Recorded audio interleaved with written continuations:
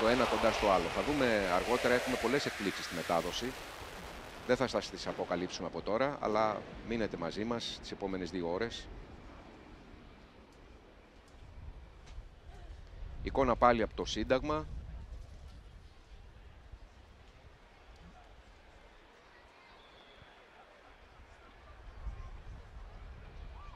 Σιγά σιγά γεμίζει και ο χώρος.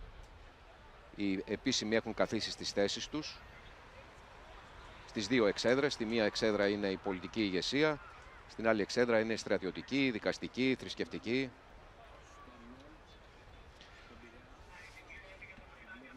Ναι, βλέπουμε ήδη, έχουμε περάσει στον Όλπ βέβαια. Το πολεμικό ναυτικό είναι λίγο, θα λέγαμε, αδικημένο σήμερα, γιατί βέβαια τα μέσα του δεν μπορούν να παρελάσουν. Όμως 3 σκάφη, η φρεγάτα Σπέτσες, το υποβρύχιο Κατσόνης και το αντιτορπιλικό, όχι η Τροπιλάκατος, το ταχύ περιπολικό κατευθυνόμενο εμβλημάτων Ρίτσος. Ναι. Είναι ανοιχτά για το κοινό που το επισκέπτονται και μπορούν να το επισκεφτούν μέχρι τις 7 το απόγευμα. Θα δούμε πάλι πλάνα αργότερα.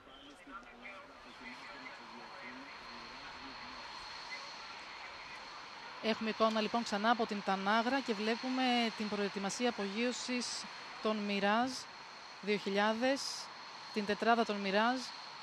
Ο συγχρονισμός είναι απόλυτος και οι αποστάσεις και οι χρόνοι τηρούνται με ευλάβεια. Τα 4 αεροσκάφη θα σηκωθούν και αυτά το ένα μετά το άλλο και θα συναντηθούν στον ουρανό για να πετάξουν δίπλα-δίπλα πάνω από την Ακρόπολη.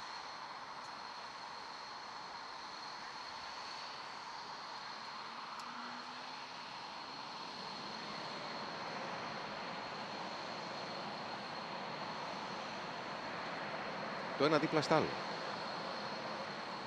Πολύ εντυπωσιακή εικόνα. Εντυπωσιακή εικόνα, πραγματικά. Σοκ και δέος. Φεύγει το ένα και σιγά σιγά θα φύγουν μέσα σε λίγα δευτερόλεπτα και τα υπόλοιπα. Στον ίδιο διάδρομο απογείωσης. Να πούμε ότι τα Μιράζ με τα όπλα μακρού βεληνικούς που διαθέτουν αποτελούν το φόβητρο για οποιοδήποτε αντίπαλο, καθώς είναι ικανά να επιφέρουν συντριπτικά πλήγματα στις υποδομές και στο ηθικό του εχθρού από πολύ μεγάλες αποστάσεις. Το Μιράζ είναι το αεροσκάφος που για πολλά χρόνια έχει κάνει τη μεγάλη διαφορά στον ουρανό του Αιγαίου.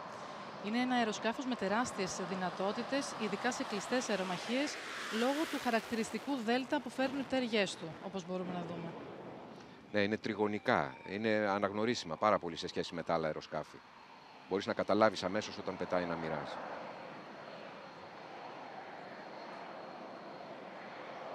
Περίπου ανά 10-15 δευτερόλεπτα φεύγει, απογειώνεται το ένα μετά το άλλο.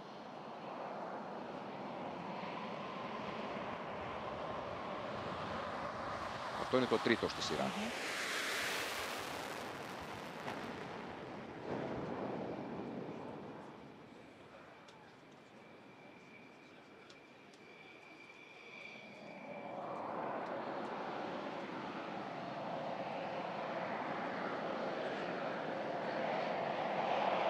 Και θα απογειωθεί και το τελευταίο, ενώ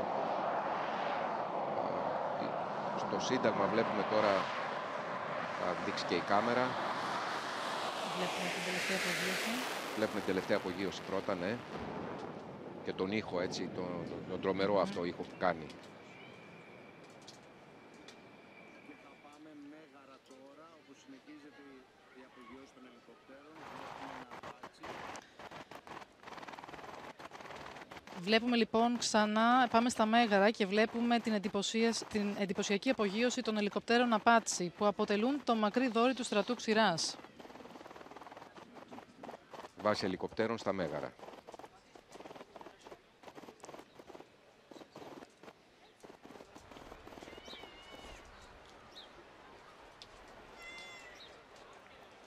Να πούμε ότι μέσα στον Αύγουστο του 2025 ξεκινούν οι εργασίες αναβάθμισης των 19 ελικοπτέρων Απάτσι της πρώτης ταξιαρχίας αεροπορίας στρατού. Ενώ στα τέλη του χρόνου υπολογίζεται ότι θα τοποθετηθούν στο ελικόπτερο η Spike and Loss, η ισχυρή Ισραηλινή πύραυλη.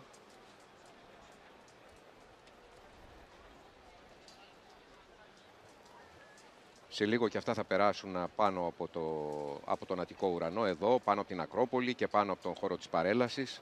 Πρώτα θα περάσουν τα μαχητικά αεροσκάφη και μετά θα περάσουν τα ελικόπτερα της αεροπορίας στρατού, του πολεμικού ναυτικού.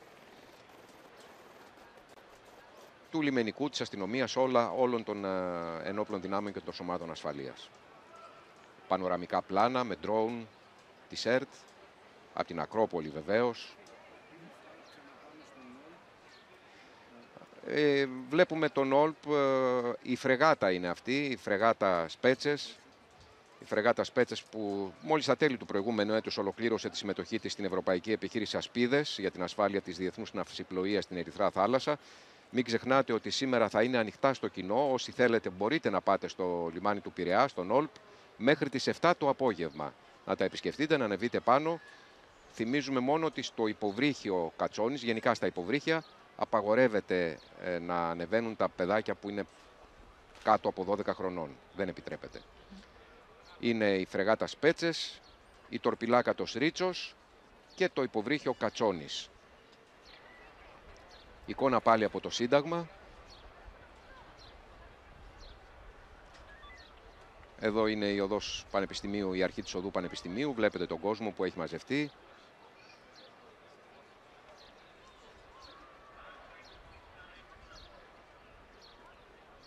Και παιδάκια, είναι η τιμητική του σήμερα, σημείο αναφορά στα παιδιά, γι' αυτά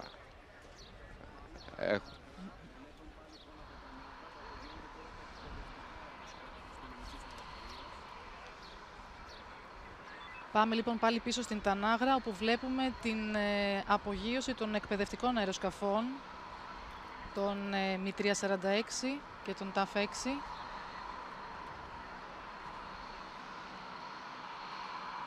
Ζεύγος είναι νομίζω, ένα και ένα, αν δεν κάνω λάθος. Αυτά είναι τα TAF-6, ναι.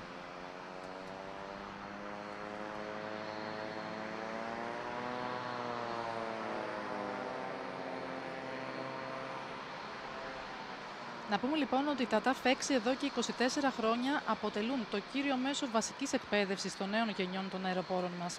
Είναι ένα σύγχρονο εκπαιδευτικό μονοκινητήριο υλικοφόρο διπλού χειρισμού με δυνατότητα εκτέλεσης ακροβατικών ελιγμών.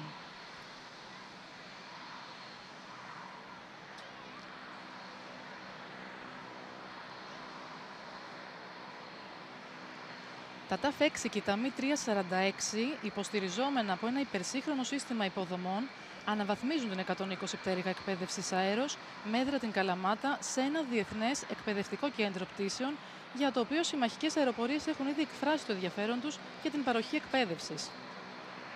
Έτσι κι αλλιώς οι Έλληνες πιλότοι έχουν τα πρωτεία πραγματικά στην Ευρωπαϊκή Ένωση και βλέπουμε συχνά ξένους πιλότους να έρχονται στην Καλαμάτα για να εκπαιδευτούν.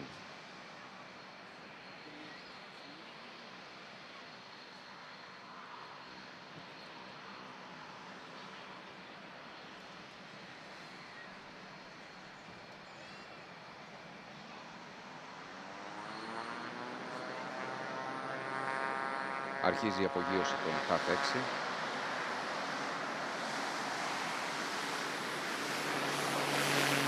Δύο χειριστές βλέπετε μέσα. Διθέσιο είναι.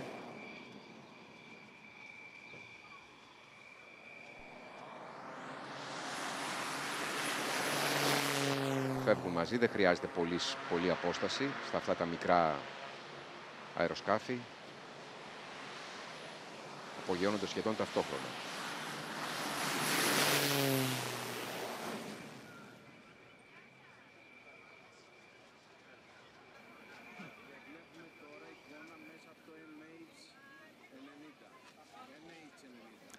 Βλέπουμε αυτή τη στιγμή εικόνα μέσα από το NH90, είδαμε μόλις. Από τα σκαλιά της Βουλής ήδη κατεβαίνει ο πρόεδρος της Δημοκρατίας, ο Κωνσταντίνος Στασούλας. Αρχίζει το τελετουργικό μέρος. Αρχίζει το πρώτο μέρος της παρέλασης. Πριν δούμε την παρέλαση δηλαδή, η κατάθεση Στεφάνου από τον πρόεδρο της Δημοκρατίας.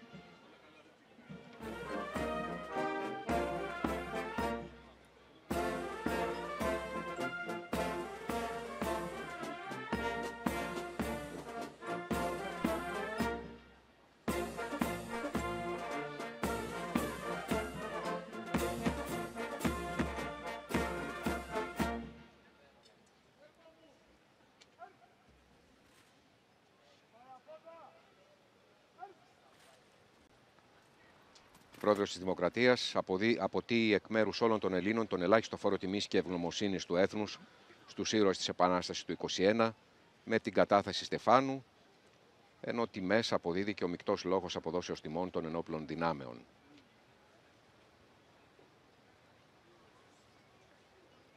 Ενός λεπτού σιγή.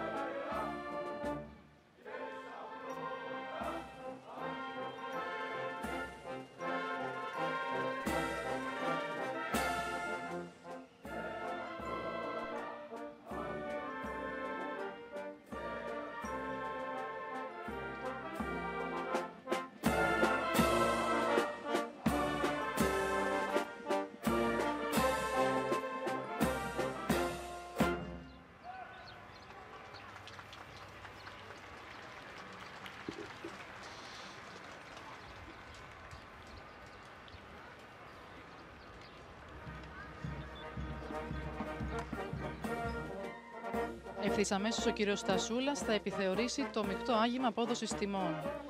Να πούμε στο σημείο αυτό ότι το πρωί είχε προηγηθεί η έπαρση σημαίας στον Ιερό Βράχο της Ακρόπολης και πανηγυρική δοξολογία στο Μητροπολιτικό Ναό Αθηνών.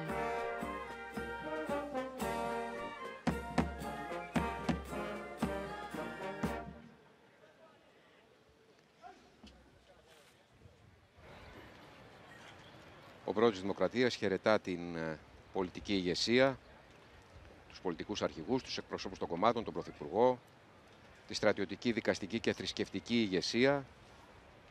Τον αρχηγό ΓΕΘΑ, τους αρχηγούς των 3 γενικών επιτελείων, διοικητές σχηματισμών, καθώς και τους αρχηγούς των σωμάτων ασφαλείας.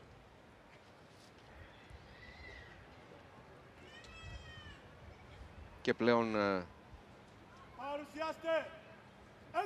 θα πάρει τη θέση του στην ειδική εξέδρα, από όπου θα παρακολουθήσει τη μεγάλη στρατιωτική παρέλαση, μαζί και η επίσημη. Χαρούμενα πρόσωπα, την παρέλαση, σημεούλες, το γαλανό λευκό κυριαρχεί.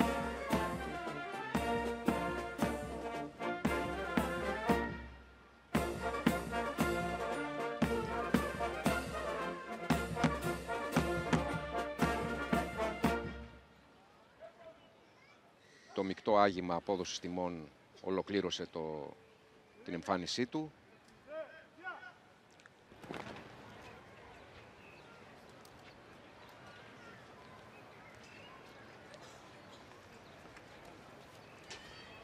Πλάνα από την κάμερα της ΕΡΤ στην Ακρόπολη. Η σημαία που κυματίζει και πάλι στο Σύνταγμα. Η πρώτη επίσημη παρέλαση για τον εορτασμό της 25ης Μαρτίου στην Ελλάδα έγινε το 1838 στην Αθήνα, επί βασιλείας του Όθωνα. Και από τότε καθιερώθηκε ως επίσημη εθνική γιορτή για την Επανάσταση του 1921, συνδυάζοντας και το θρησκευτικό εορτασμό του Ευαγγελισμού της Θεοτόκου. Οι πρώτες παρελάσεις είχαν μορφή δοξολογιών, καταθέσεων στεφάνων και πομπών στρατιωτικών σωμάτων, παρουσία του βασιλιά. Από το 1900...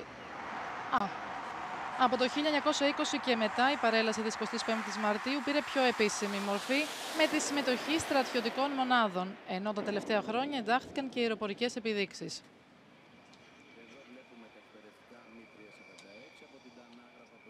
Βλέπουμε αυτή τη στιγμή τα εκπαιδευτικά Mi-346 που απογειώνονται από την Τανάγρα.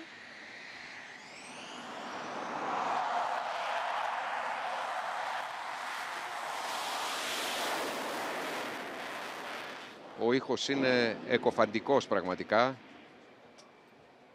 Είναι από τα πιο σύγχρονα εκπαιδευτικά, το πιο σύγχρονο ίσως εκπαιδευτικό αεροσκάφος. Το δεύτερο ήταν αυτό, δεν ξέρω αν θα υπάρχει και τρίτο. Υπάρχει και τρίτο, ναι.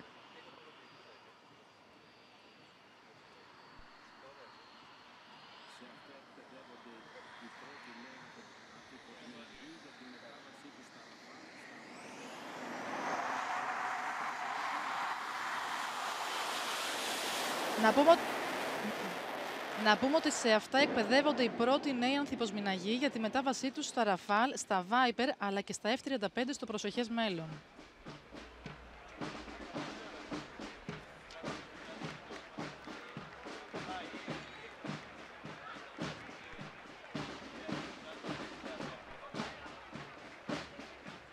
Ο Υπουργός Εθνικής Άμυνας με τον Κύπριο ομολογό του.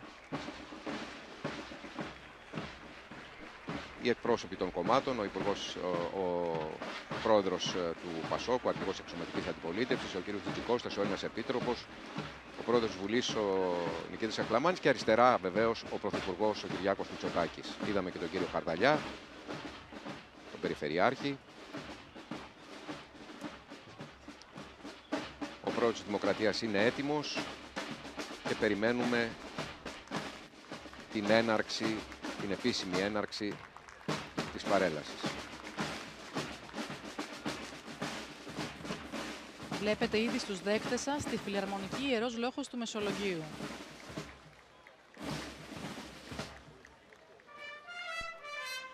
Δύο είναι οι στιγμές της Ελληνικής Επανάστασης που αποτυπώνουν την έννοια της υπέρτατης πράξης αυταπάρνησης για την πατρίδα.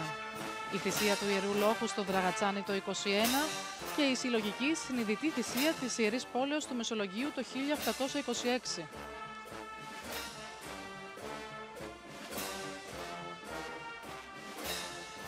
Ο Ιερός Λόγος του Αλέξανδρου Υψηλάντη συγκροτήθηκε από νέους που δεν ήταν έμπειροι στρατιώτες, αλλά πίστεψαν πως η προσφορά τους θα έδινε πνοή στην Επανάσταση. Ήταν οι πρώτοι που έκαναν το βήμα στο άγνωστο, παραμερίζοντας το φόβο του θανάτου. Οι νεαροί αυτοί πολεμιστές, μόλις 20-25 ετών ήταν, έπεσαν στο πεδίο της μάχης του Δραγατσανίου, σφραγίζοντας με το αίμα τους την αφοσίωσή τους στον αγώνα.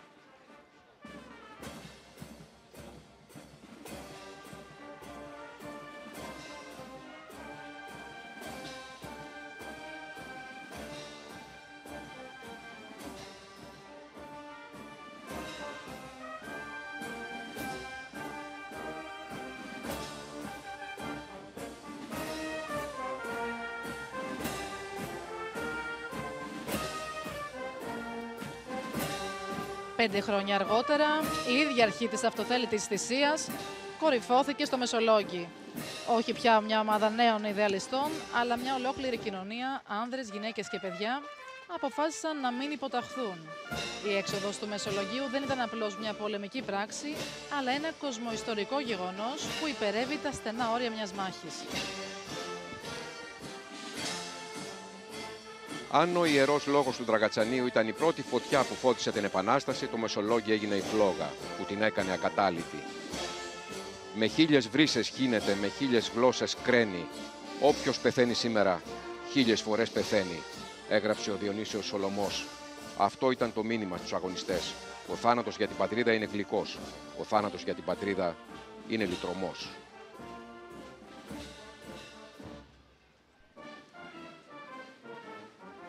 Η διαχρονικότητα της θυσίας αυτών των δύο γεγονότων, η ανυπέρβλητη έννοια του Ιερού Αγώνα, βρίσκει τη μουσική της έκφρασης στη Φιλαρμονική του Μεσολογγίου που ανοίγει την παρέλαση.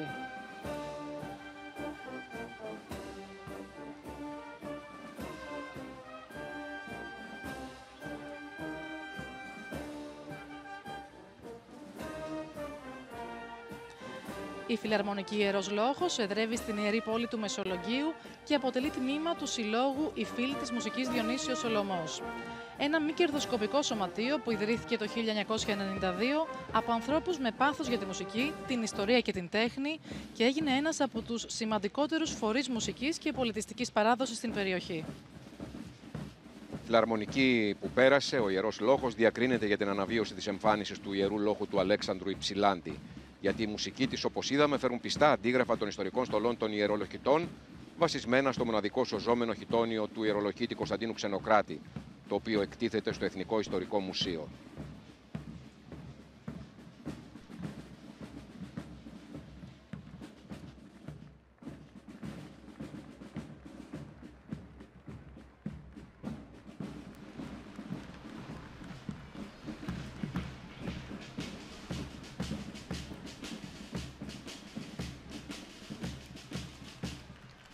Το Γενικό Πρόσταγμα της παρέλασης έχει ο υποστράτηγος Αναστάσιος Πολύχρονος, που αυτή τη στιγμή με το επιτελείο του περνάει μπροστά από τους επισήμους.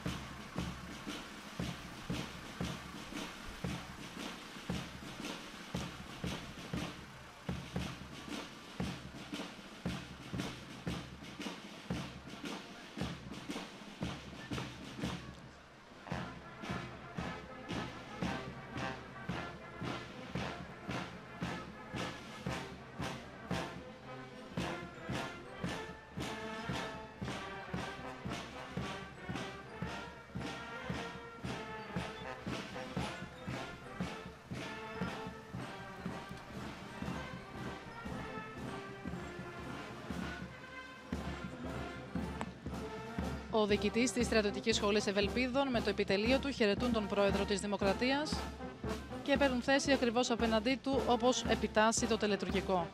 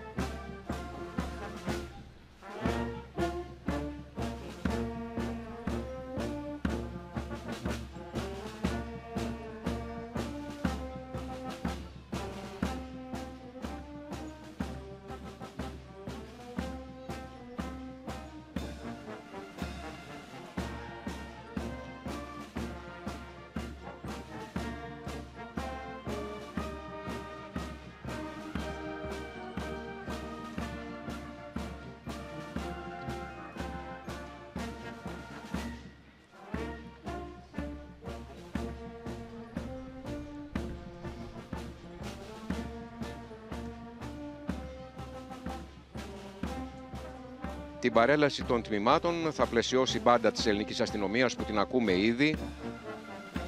Η Φιλαρμονική Ορχήστρα της Ελληνικής Αστυνομίας λειτουργεί σε 2 τμήματα, στην Αθήνα και Θεσσαλονίκη, και βεβαίως απαρτίζεται από άρτια καταρτισμένους μουσικούς. Συμμετέχει σε κοινωνικές, θρησκευτικές και εθνικές εκδηλώσεις και προσφέρει ένα σημαντικό πολιτιστικό και κοινωνικό έργο.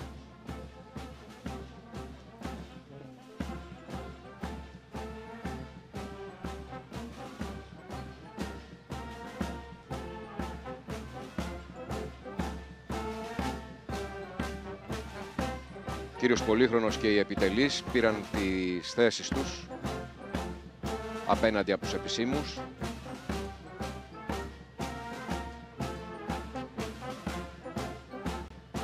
απέναντι από τον πρόεδρο της Δημοκρατίας.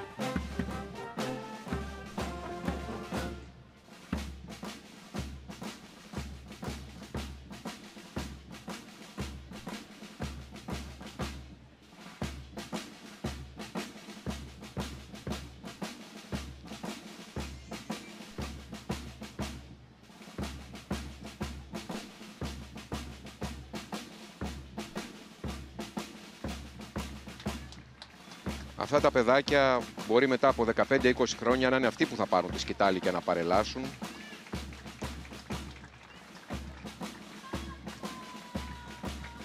Τιμητική θέση στην παρέλαση, όπως πάντα έτσι και σήμερα, έχουν εκείνοι που άφησαν στα πεδία των μαχών τη σωματική τους ακεραιότητα. Είναι οι ανάπηροι πολέμου που περνούν πρώτοι τώρα μπροστά μας. Είναι ένα μέρος της παρέλασης που μόνο συγκίνηση προκαλεί. Τι να πει κανείς για αυτούς τους ανθρώπους? Η αξία ενός λαού προσδιορίζεται μεταξύ άλλων από τους ήρωες που τιμάει. Είναι οι άνθρωποι που έταξαν εαυτούς στην υπεράσπιση του έθνους και λαβώθηκαν. Είναι αυτοί που χθες έδωσαν το παράδειγμα για όλους εμάς σήμερα. Λαός που ξέρει να τιμάει τους ήρωές του, δείχνει τρανά και ολοφάνερα το ψυχικό μεγαλείο του. Να αγαπάμε την πατρίδα, να αγαπάμε την Ελλάδα, είπε ο Σπυρίδων Τρικούπης. Όσο αγαπώ την πατρίδα μου, δεν αγαπώ άλλο τίποτας. Να έρθει ένας να μου πει ότι θα πάγει ομπρός η πατρίδα, στρέγομαι να μου βγάλει και τα δυο μου μάτια. Ότι αν είμαι στραβός και η πατρίδα μου είναι καλά, με θρέφει. Αν η πατρίδα μου αχαμνά, 10 μάτια να έχω, στραβώστε να με. Ότι σε αυτήν θα ζήσω, δεν έχω σκοπό να πάγω αλλού.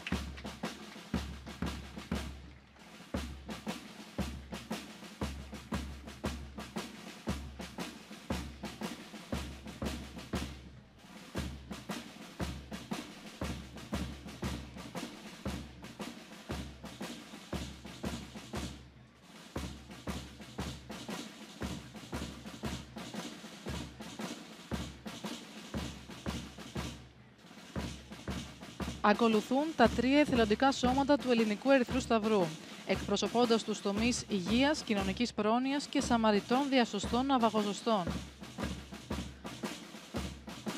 Ο Ελληνικός Ερυθρός Σταυρός από την ίδρυσή του το 1877 έχει διαρκή δυναμική παρουσία σε κάθε έκτακτη ανάγκη με σκοπό την ανακούφιση του ανθρώπινου πόνου και την προστασία της ζωής και της ανθρώπινης αξιοπρέπειας. Βεβαίως, εξίσου σημαντική η ανθρωπιστική βοήθεια που παρήχε και παρέχει και εκτός Ελλάδος, οποτεδήποτε και οπουδήποτε προκύψει ανάγκη, σε πολέμους, σε φυσικές καταστροφές και σε άλλα.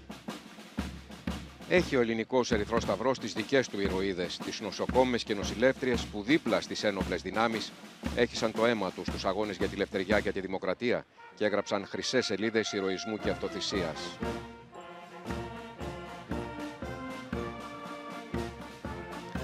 Οι σημερινοί εθελοντές υγείας, κοινωνικής πρόνοιας και σαμαριτών διασωστών ναυαγοζωστών είναι οι γνήσιοι συνεχιστές εκείνων.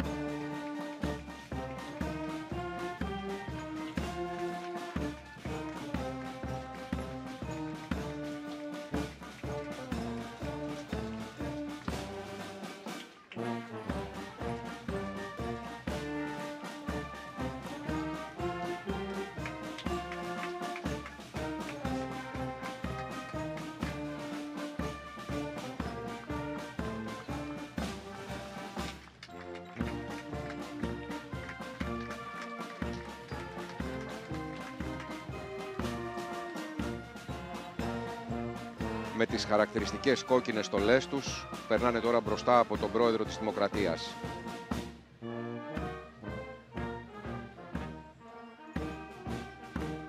Η κιανόκρενη με τα κόκκινα, ο Ερυθρός Σταυρός.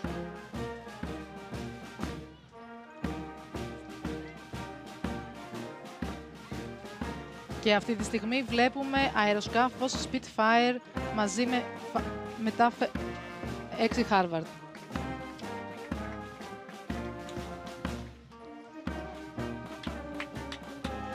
Είναι τα εμβληματικά αεροσκάφη που ανακατασκευάστηκαν και πετούν ξανά με δωρεά του Ιδρύματος Ίκαρος και του ιδρυτή του Παναγιώτη Πίτερ Λιβανού.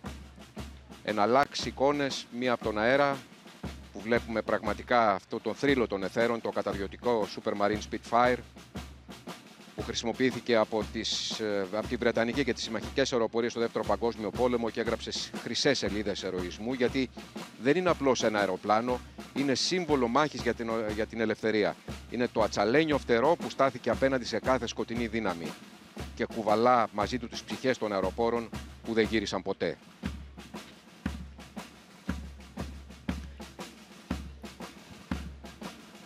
Το αεροσκάφος θα φέξει Harvard, βρετανικής και αμερικανικής προέλευσης, είναι από τα πιο διάσημα εκπαιδευτικά αεροσκάφη εκείνης της εποχής. Έως το 1969 χρησιμοποιήθηκε ως το κύριο εκπαιδευτικό στη Σχολή Αεροπορίας, όπως ήταν τότε γνωστή η σημερινή Σχολή Ικάρων.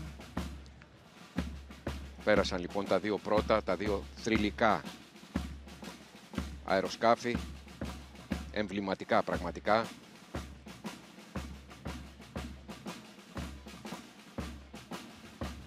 Τα πρώτα ελληνικά Spitfire τα πήραμε το 1943 στη Μέση Ανατολή. Επιχείρησαν εκεί και μετά από εκτεταμένη δράση στη Βόρεια Αφρική επέστρεψαν στην Ελλάδα ένα χρόνο μετά. Χρησιμοποιήθηκαν στην εκπαίδευση και αποσύρθηκαν το 1953. Τα βλέπουμε όμως να πετούν ακόμα και να τα θαυμάζουμε στον ουρανό.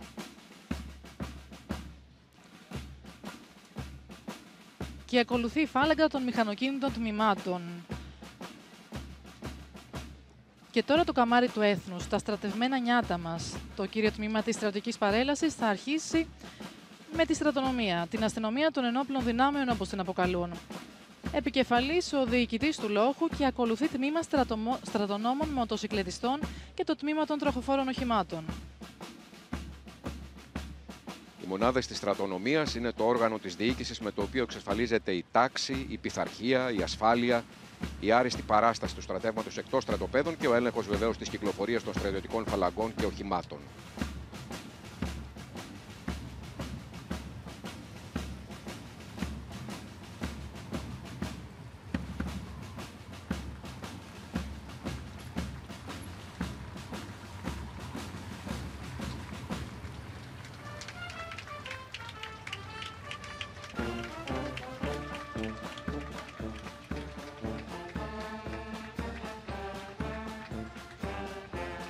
Το προσωπικό της στρατονομίας που παρελάβει είναι ένα μικρό δείγμα της απαιτητικής εκπαίδευσης και μια αναμφισβήτητη απόδειξη που εγγυάται την ικανότητα για την εκπλήρωση της αποστολής του.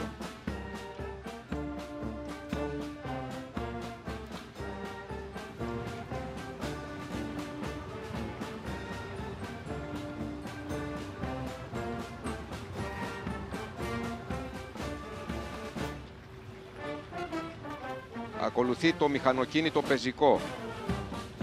Μπορεί οι συνθήκες του σύγχρονους πολέμους να έχουν αλλάξει και η τεχνολογία να παίζει πια κυρίαρχο ρόλο, όμως το μηχανοκίνητο πεζικό αποτελεί τον πλέον αποφασιστικό παράγοντα επιτυχίας στο πεδίο της μάχης. Μπροστά η πολεμική σημαία του τάγματος επί του θωρακισμένου οχήματος μεταφοράς προσωπικού και πάνω έχουμε την εικόνα του Αγίου Γεωργίου, του προστάτη του στρατού Ξηράς.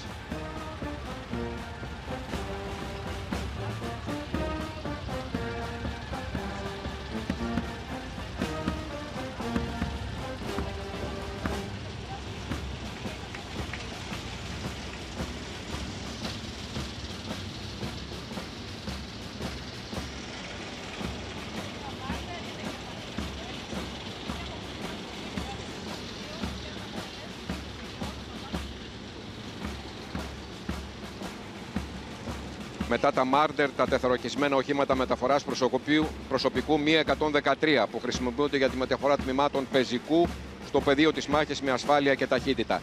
Είναι δύσκολο να περάσει ο ήχος ο δικός μας πάνω από τις ερπίστριες που πραγματικά κάνουν το έδαφος να τρέμει.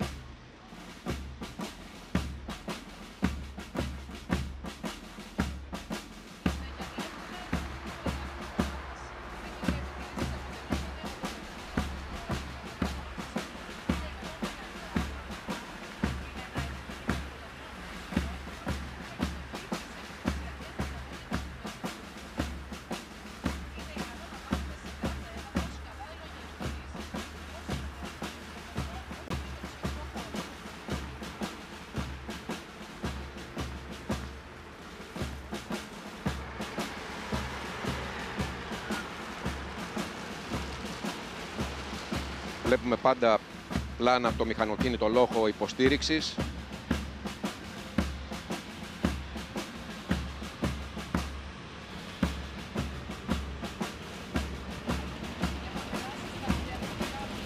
Πάνω σε οχήματα Hammer βλέπουμε τα αντιαρματικά όπλα Milan, τα Cornet, τα ρωσικά. Επίσης τα TOW 2, πάνω σε ερπιστριοφόρα οχήματα Mi 901.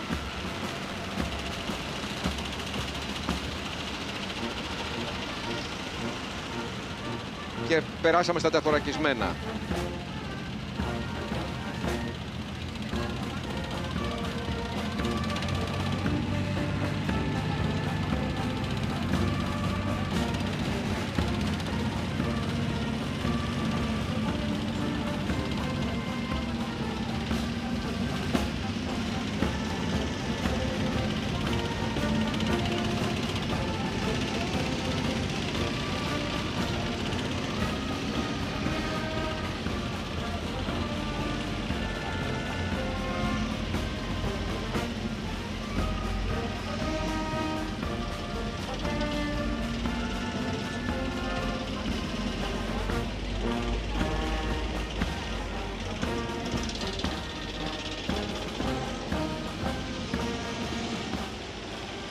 Δύο ουλαμοί αρμάτων Leopard 2 Α4.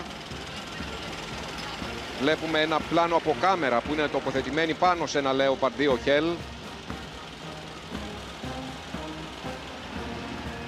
Τα άρματα αυτά ασκούν υπερβολική ψυχολογική επίδραση στον αντίπαλο.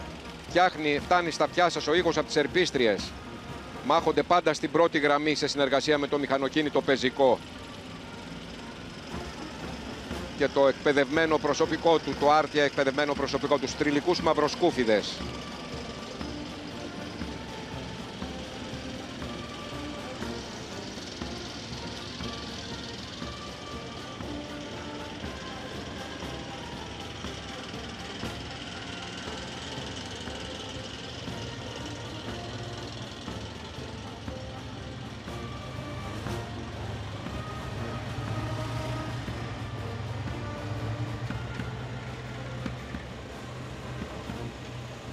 Μοίρα πυροβολικού μάχης της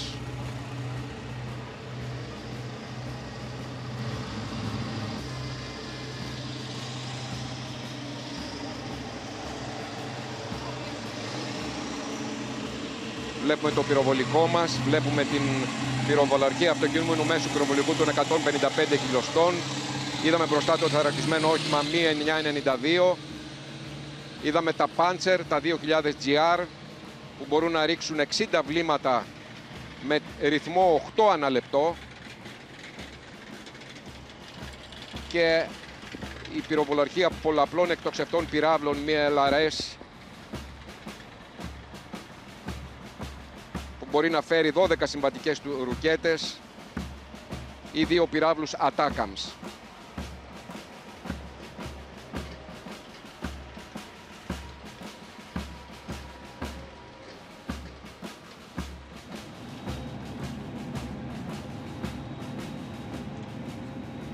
Είδαμε εικόνα από το εσωτερικό του F-16 που έχει απογειωθεί και θα περάσει σε λίγο πάνω από το Σύνταγμα.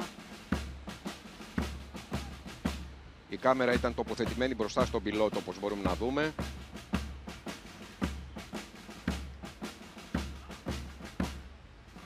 Συνεχίζει το πυροβολικό πάντοτε.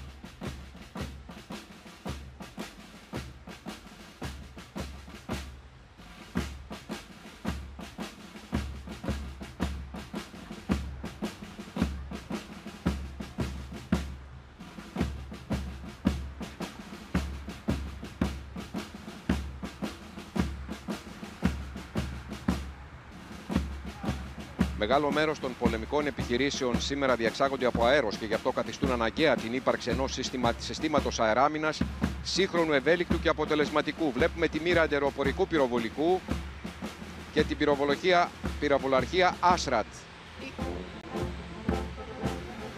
Είδαμε και πυροβολαρχία κατευθυνόμενων βλημάτων Hawk. Ακολουθούμε από 2 εκτοξευτές βλημάτων και 2 φορείς βλημάτων με τους φορτωτές τους.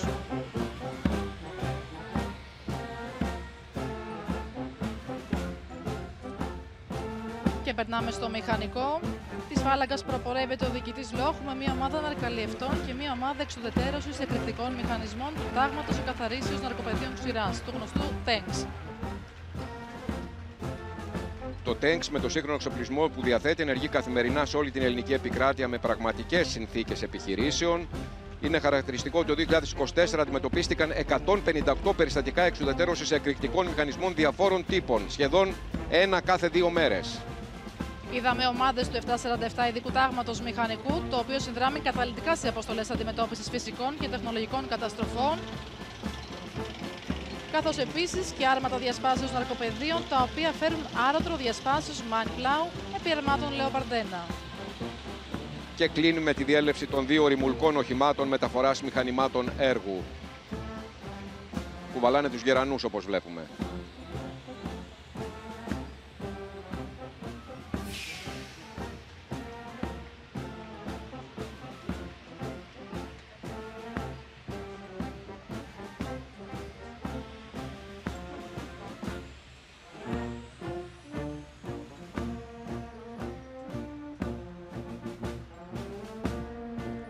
Και έχουμε περάσει στις διαβιβάσεις. Ακολουθεί η μηχανοκίνητη φάλαγγα των διαβιβάσεων, που είναι ένας ιδιαίτερα νευραλγικός τομέας. Βλέπουμε κινητό επικοινωνιακό δορυφορικό κόμβο και συστήματα μη επανδρομένων αεροχημάτων με το κέντρο ελέγχου τους σε οχήματα Stagger.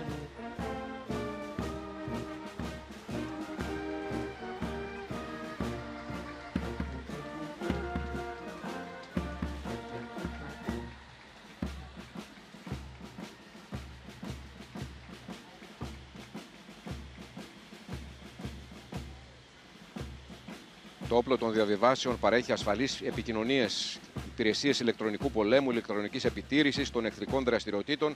Για να το πούμε απλά, θέτει την υψηλή τεχνολογία στην υπηρεσία των ενόπλων δυνάμεων. Και έχουμε περάσει στην πυρηνική, βιολογική, χημική άμυνα. Φαίνεται από τις στολές. Αυτή τη στιγμή παρελάβει από μπροστά μας η δημιουργία χημικής, βιολογικής, ραδιολογικής και πυρηνικής άμυνας του ειδικού διακλαδικού λόχου.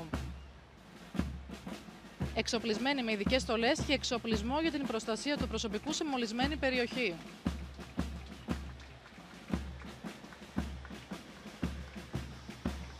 Έπονται σταθμοί απολύμανσης ανθρώπων, οχημάτων και υλικών.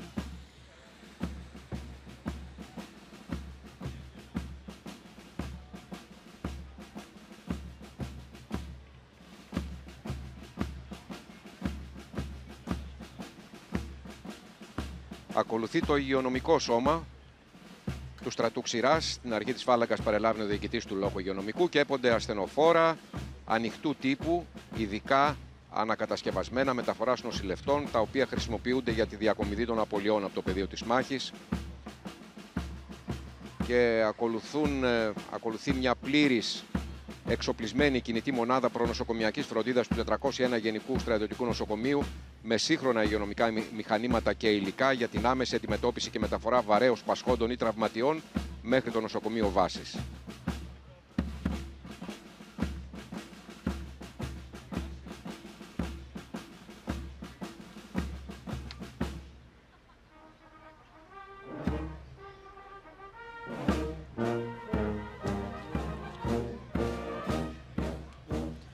Και έχουμε περάσει στην πολεμική μας αεροπορία. Στο χώρο της παρέλασης εμφανίζονται τα μηχανοκίνητα της πολεμικής αεροπορίας στα μπλε φτερά της πατρίδας. Προηγείται η σημαία και ακολουθεί ουλαμός μοτοσυκλετιστών της αερονομίας.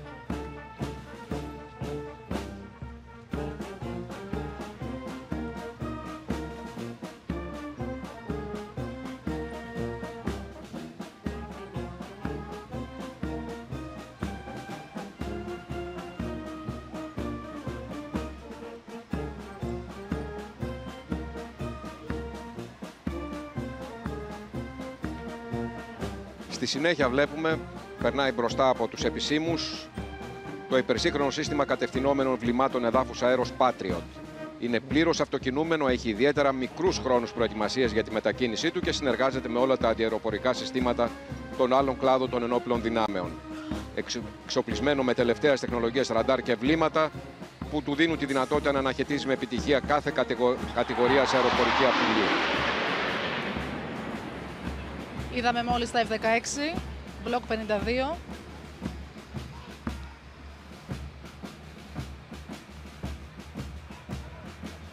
Ενώ στο έδαφος,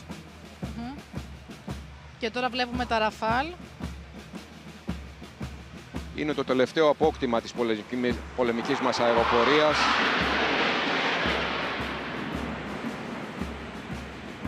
Μια πολύ εντυπωσιακή εικόνα από κάμερα που είναι τοποθετημένη μέσα στο κόκπιτ.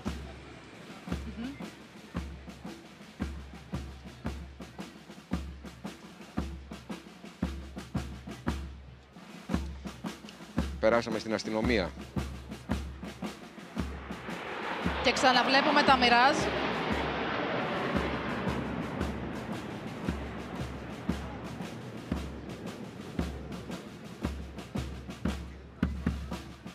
Και αυτή τη στιγμή βλέπουμε τα Phantom, τους γερόλικους των εθέρων. Η παλιά φρουρά των θρυλικών αεροσκαφών που αποτελούν ένα ιστορικό σύμβολο της αεροπορικής ισχύως.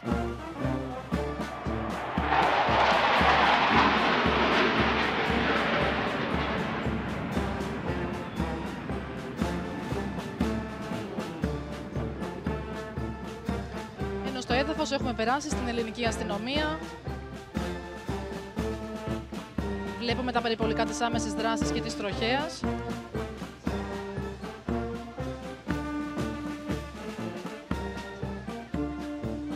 Ενώ σε λίγο θα δούμε τα εκπαιδευτικά αεροσκάφη.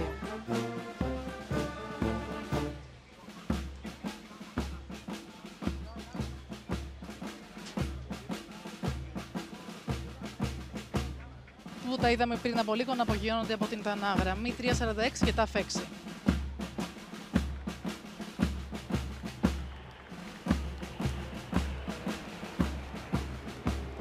Σε πολύ μικρή απόσταση, όπως βλέπετε, το ένα από το άλλο. Μόλις λίγα μέτρα.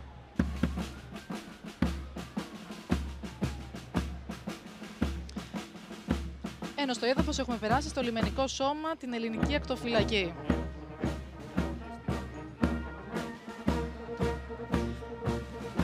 Ενώ αυτή τη στιγμή στον αέρα βλέπουμε το υπτάμενο ραντάρ της πολεμικής αεροπορίας στο Embraer. Είναι η εναέρια πλατφόρμα του αερομεταφερόμενου συστήματος έγκαιρης προειδοποίησης και ελέγχου της πολεμικής αεροπορίας. Το υπτάμενο ραντάρ έχει τη δυνατότητα να επιχειρεί σε μεγάλες αποστάσεις και να εξασφαλίζει τον έλεγχο περιοχών σε μεγάλο βάθος, παρέχοντας έγκαιρη προειδοποίηση στις φίλιες δυνάμεις. Πυροσβεστικό σώμα στο έδαφος μετά το λιμενικό ελληνική ακτοφυλακή.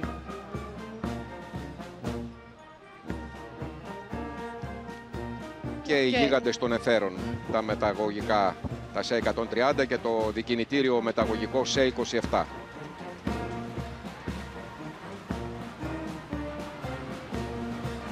Τα ΣΕ-130 τα γνωρίζουμε όλοι. Δηλώνουν το παρόν εδώ και 50 χρόνια αδιάλειπτα, εντός και εκτός συνόρων, υποστηρίζοντας αποστολές έρευνας, διάσωσης, αεροδιακομιδών και μεταφοράς ανθρωπιστικής βοήθειας. Ενώ στο έδαφος έχουμε περάσει στο πυροσβεστικό σώμα.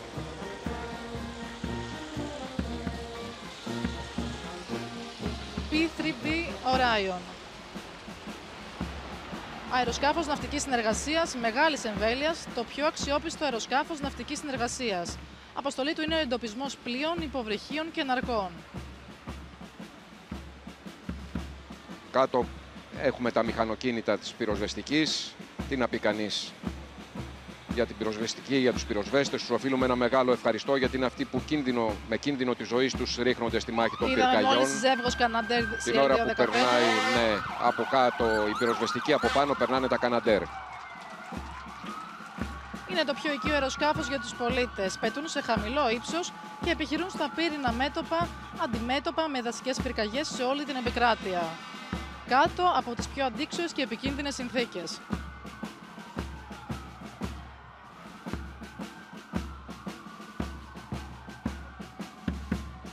Τα Καναντέρ CL-215 είναι αμφίβια πυροσβεστικά αεροσκάφη με δυνατότητα υδρολειψίας από λίμνες και θάλασσα.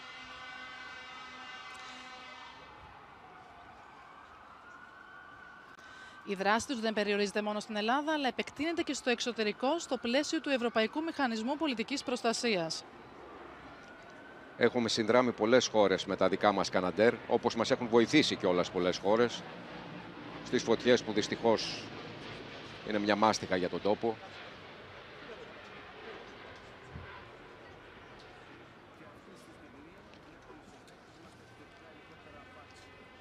Και αυτή τη στιγμή βλέπουμε στους δέκτες μας τα επιθετικά ελικόπτερα Apache, την αεροπορία στρατού.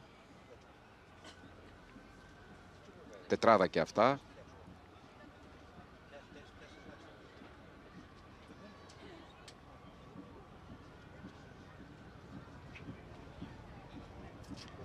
Είναι επιθετικά ελικόπτερα εξοπλισμένα με τελευταίας γενιάς οπτικά και οπλικά συστήματα. Ικανά να...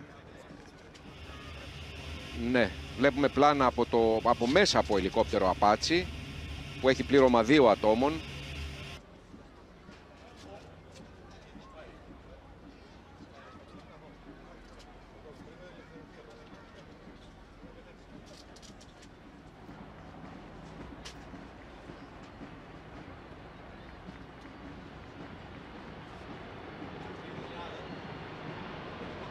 Τώρα ακριβώς το πλάνο που βλέπουμε από το drone της ΕΡΤ πάνω από την Ακρόπολη και το Σύνταγμα.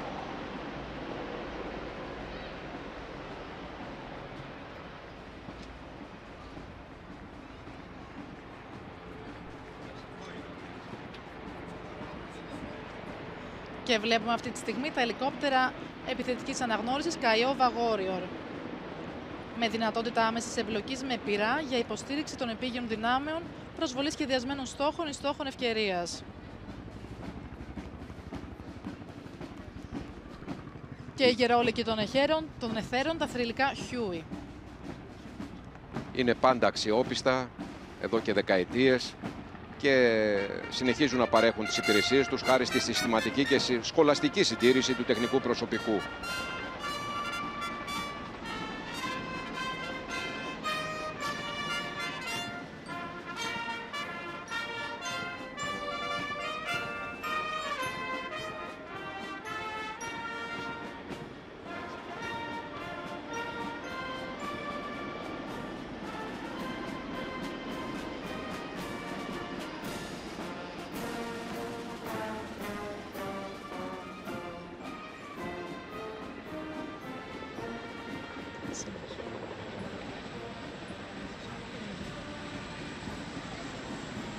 Και τα μεταγωγικά ελικόπτερα Chinook με τελευταίας γενιάς συστήματα ναυτιλίας.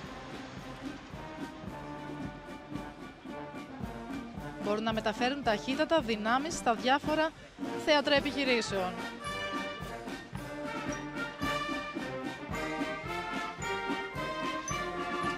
Έχουμε περάσει στα ελικόπτερα του πολεμικού ναυτικού S-70 Sikorsky.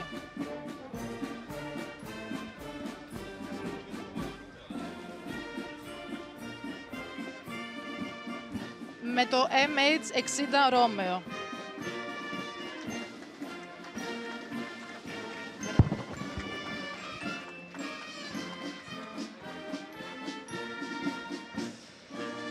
Το MH Romeo πετάει για πρώτη φορά στον Αττικό ουρανό. Είναι ο λεγόμενος κυνηγός υποβρυχίων. Φέρει προηγμένα συστήματα, αισθητήρες και οπλικά συστήματα και η ευελιξία του επιτρέπει όχι μόνο τη διεξαγωγή επιχειρήσεων αντιποβρυχιακού πολέμου, αλλά και συμμετοχή σε ποικιλία αποστολών όπως η έρευνα και η διάσωση.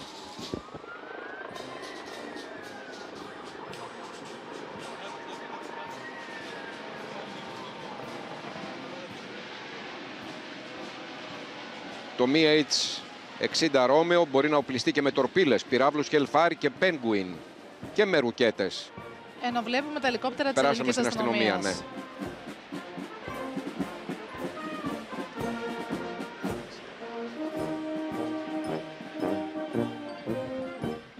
Είναι ελικόπτερο BO και έχει ως κύρια αποστολή του την αποαέρωση, υποστήριξη και ενίσχυση του έργου της ελληνικής αστυνομίας. Περάσαμε στα πυροσβεστικά. Βλέπουμε ζεύγος ελικοπτέρων BK του πυροσβεστικού σώματος, τα οποία ενισχύουν σημαντικά το σώμα σε κρίσιμους επιχειρησιακούς τομείς επιτήρησης και συντονισμού, κυρίως για τις ανάγκες της δασοπυρόσβεσης και ειδικών διασωστικών επεμβάσεων.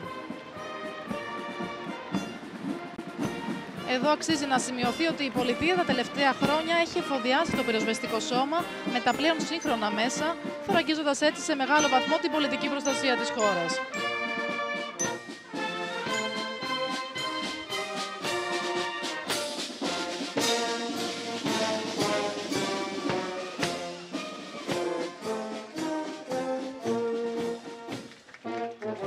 Θα δούμε πάλι τα πτυτικά μέσα να περνούν, τα αεροσκάφη μας και τα ελικόπτερα να περνούν αργότερα στη διάρκεια της παρέλασης. Θα κάνουν και δεύτερη διέλευση. Η Ακρόπολη είναι πάντα εντυπωσιακή από ψηλά. Το ντρόουν της Έρτσας μεταφέρει μοναδικές εικόνες. Σιγά σιγά περνάμε στην φάλαγγα των πεζοπόρων τμήματων. Άλλαξε πόστο η μουσική, είναι η μουσική του στρατού Ξηράς τώρα, που θα πεανίζει όση ώρα περνούν οι στρατιώτες.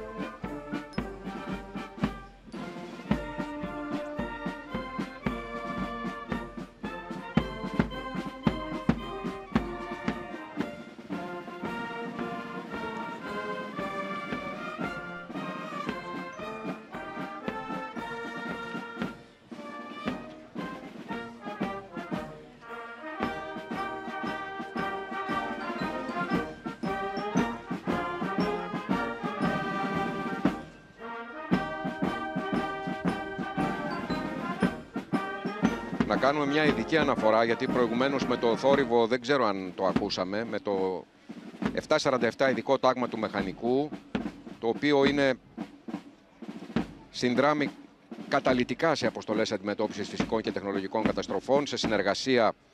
Είναι η συνεργασία των ενόπλων δυνάμεων με το Υπουργείο Κλιματικής Κρίσης και Πολιτικής Προστασίας για την αντιμετώπιση των φυσικών καταστροφών. Η λεγόμενη ΔΙΚΑΦΚΑ, που υπάγεται απευθείας στον αρχηγό ΓΕΘΑ.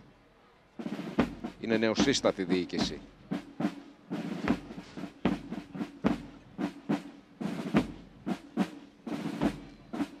Η στρατιωτική μουσική του στρατού Ξηράς που ακούμε έχει 201 χρόνια ζωής. Δημιουργήθηκε από το 1824 δηλαδή, στο Ναύπλιο, και δέθηκε με το λαϊκό αίσθημα γιατί συνέβαλε στην εξύψωση του ηθικού φρονήματος και τη διατήρηση της εθνικής ταυτότητας του στρατού και του λαού μας. Με τη μεταφορά της πρωτεύουσας του νεότερου ελληνικού κράτους το 1834 στην Αθήνα, μεταστάθμευσε και έλαβε την ονομασία Στρατιωτική Μουσική Φρουράς Αθηνών. Από τότε μέχρι και σήμερα έλαβε διάφορες ονομασίες, με τελευταία Στρατιωτική Μουσική της Ασδής.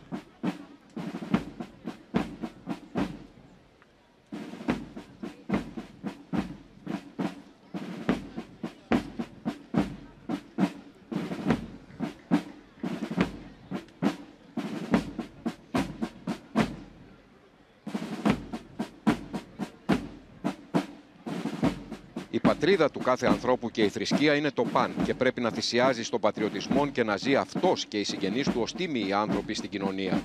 Και τότε λέγονται έθνη, όταν είναι στολισμένα με πατριωτικά αισθήματα. Το εναντίον λέγονται παλιοψάθες των εθνών και βάρος γης, αναφέρει ο Μακρυγιάννης στα απομνημονεύματά του.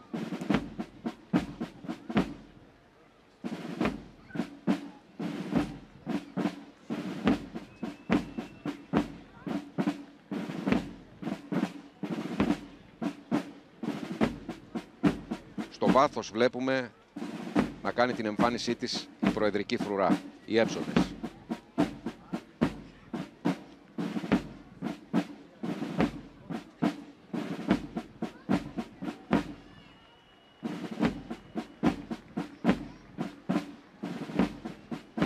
Όπως είδατε, άλλαξε και η ταχύτητα της μουσικής, γιατί οι Εύζωνες παρελάβουν στο 1/3 της ταχύτητας από ότι οι κανονικοί σχηματισμοί, οι άλλοι σχηματισμοί.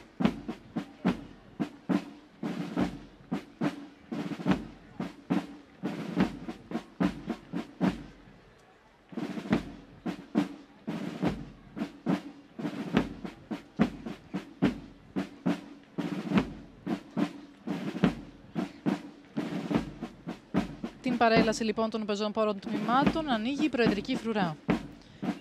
Προηγείται η σημαία και ακολουθεί ο λόχος Ευζώνων.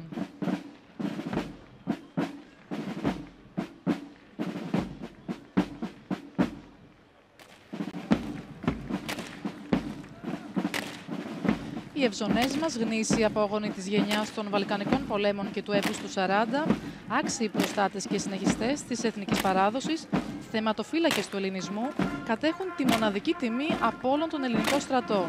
Να παρεμένουν όλο το 24ωρο άγρυπνοι φρουροί στο μνημείο του αγνώστου στρατιώτη και μπροστά από το Προεδρικό Μέγαρο, ως ένδειξη ευγνωμοσύνης του έθνους προς όλους εκείνους που έδωσαν το αίμα τους για την ελευθερία της πατρίδας. Οι Εύζωνες φέρουν τη δοξασμένη στολή. Ποια είναι αυτή? Είναι η χαρακτηριστική ενδυμασία των κλεφτών και των αρματολών και έχει κύριο χαρακτηριστικό τη φουστανέλα, η οποία από τα πρώτα χρόνια του ελληνικού κράτους υπήρξε απόδειξη λεβεδιάς, ανδρείας και περηφάνειας. Η στολή του Εύζωνα αποτελείται από το φάριο, το καπέλο δηλαδή, φτιαγμένο από κόκκινη τσόχα με το μεταξωτό μαύρο θύσανο. Το κόκκινο χρώμα του φάριου και το μαύρο του θύσανου συμβολίζουν αντίστοιχα τις θυσίες, το αίμα, το πένθος και τα δάκρυα των Ελλήνων στο βωμό της ελευθερίας κατά τα χρόνια της τουρκοκρατίας. Το πουκάμισο, ο υποδίτης όπως λέγεται, λευκό με μεγάλο άνοιγμα μανικιών, συμβολίζει την αγνότητα των εθνικών αγώνων. Το γυλαίκο, η φέρμελη, με κεντήματα εξαιρετικά υψηλής και σπάνιας χειροποίητης τεχνικής, με λευκά και επίχρησα νήματα, έχει διάφορα σχέδια μεγάλης παραδοσιακής και λαογραφικής σημασίας. Η φουστανέλα κατασκευάζεται από λευκό ύφασμα 30 μέτρων. Οι δίπλες, οι πιέτες της φουστανέλας είναι 400, όσα δηλαδή είναι και τα χρόνια της τουρκοκρατίας. Ήταν τόσο βαρύς ο ζυγός και τόση λαχτάρα για ελευθεριά του υπόδουλου γένους, ώστε για κάθε χρόνο σκλαβιάς που περνούσε προστίθετο και μία πιέτα στη φουστανέλα. Τα κρόσια στη φουστανέλα των Ευζώνων, μπλε και άσπρου χρώματος, συμβολίζουν την ελληνική σημαία.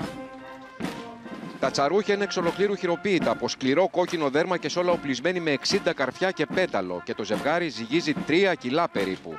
Σύμφωνα με την παράδοση, το επάνω μέρος της μύτης του τσαρουχιού καταλήγει σε μια αιχμηρή προεξοχή, χρήσιμη στη μάχη σώμα με σώμα κατά του εχθρού, την οποία απέκρυπτε η μαύρη φούντα.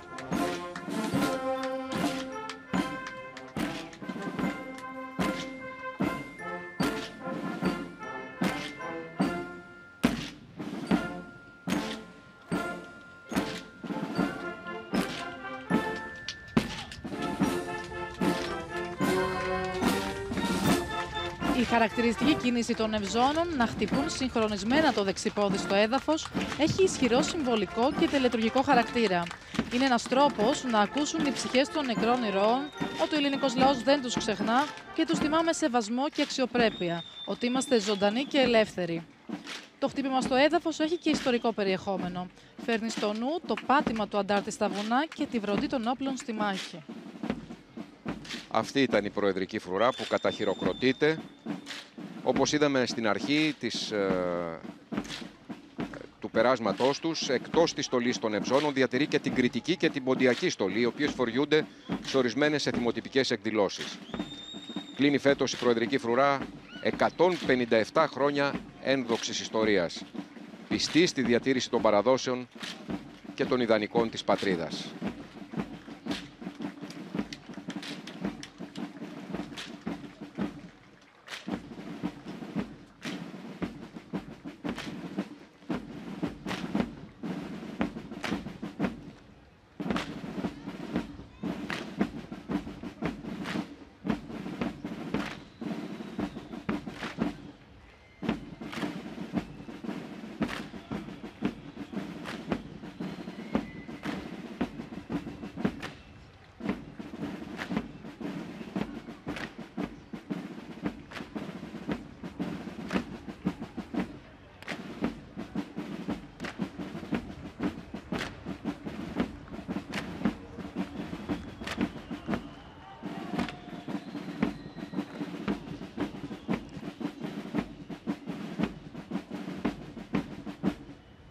Πραγματικά οι Εύζωνες προκάλεσαν τελείριο ενθουσιασμού εδώ στο Σύνταγμα.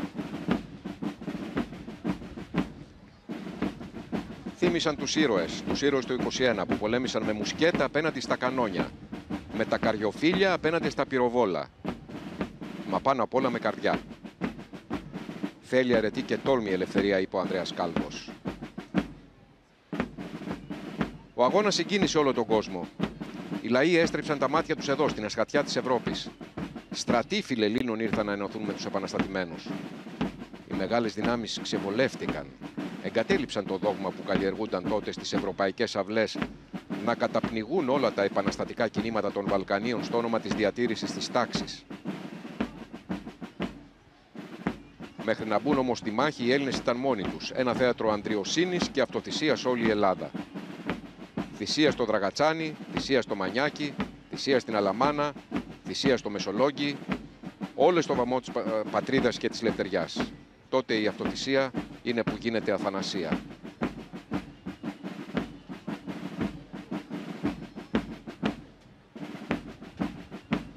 Ο θρυλικός γέρος του Μουριά, ο Θεόδωρος Κολοκοτρώνης, λέει στα απομνημονεύματά του: «Η επανάσταση η εδική μας δεν ομοιάζει με καμιάν από όσες γίνονται την σήμερον στην Ευρώπη. Της Ευρώπης σε επαναστάσεις εναντίον των διοικήσεών των είναι εμφύλιος πόλεμος. Ο ειδικός μας πόλεμος ήταν ο πλέος δίκαιος, ήταν έθνος με άλλο έθνος. Ο κόσμος μας έλεγε τρελούς. Εμείς, αν δεν είμεθα τρελοί, δεν θα εκάναμε την επανάσταση».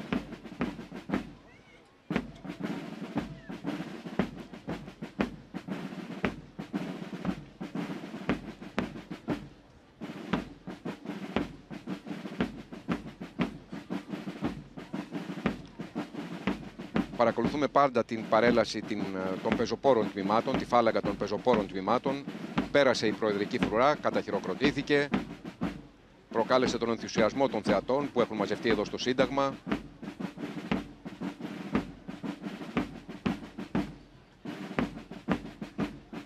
Οι επίσημοι,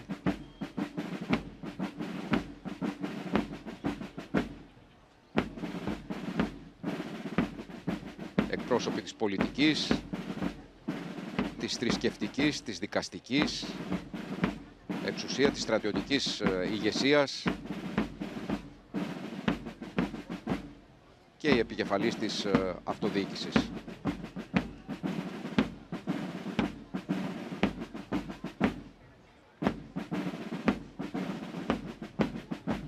Όλη η Ελλάδα σήμερα είναι μια γιορτή. Στις γειτονιές οι μαθητικές παρελάσεις, οι ήχοι που ακούγονται είναι από κλαρίνα και νταούλια, μουσική.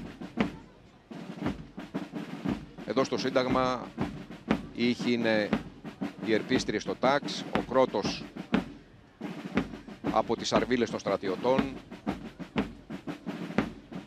και βέβαια ο ήχος των μαχητικών που ακούσαμε νωρίτερα και των ελικοπτέρων που πέρασαν και θα ξαναπεράσουν σε λίγο πάνω από το Σύνταγμα.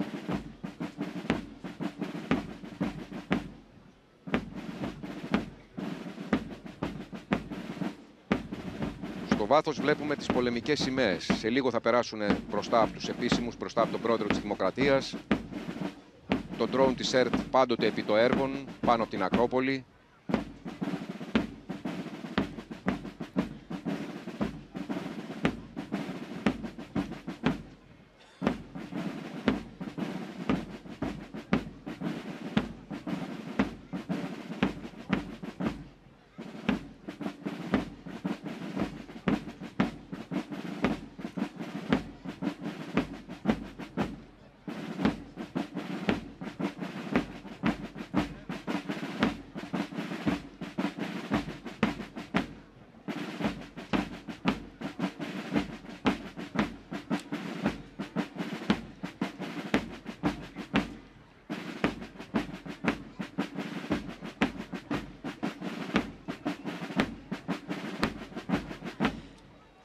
Βλέπουμε λοιπόν τις πολεμικές σημαίες συνταγμάτων και ταγμάτων πεζικού που έλαβαν μέρος στους Βαλκανικούς πολέμους, καθώς επίσης και στους δύο παγκόσμιους πολέμους.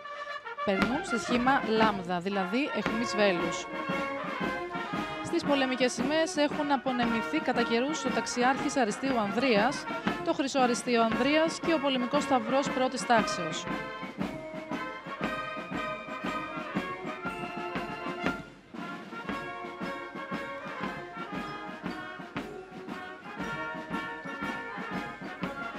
Θα πάρω μια ανηφοριά, θα πάρω μονοπάτια, να βρω τα σκαλοπάτια που πάνε στη λευτεριά.